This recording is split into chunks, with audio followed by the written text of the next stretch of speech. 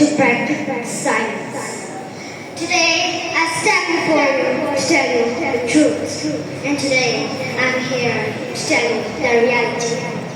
Respected principal, honorable teachers, and my dear friends, Assalamu alaikum and a very good morning to all of you. Today, I have the honor to speak on a topic that touches the heart and soul of every human being.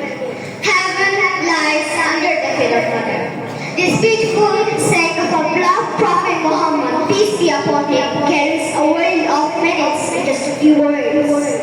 It tells us that serving and respecting our mothers is not just a duty, it's a path to paradise. Let us pause for a moment and think who carried us in her womb for 9 months with pen and love, who stayed awake night after night just to comfort us when we cried, who taught us our first words, feed us with our own hands, and wiped away our tears. It was our mother. Our mother is our first teacher, our first protector, and our lifelong well-wisher. No matter how old you get, in her eyes, you are still her little child. She sacrifices her comfort, her dreams, and even her health just to see a smile on our face. In Islam, the status of a mother is so high that paradise lies under her feet.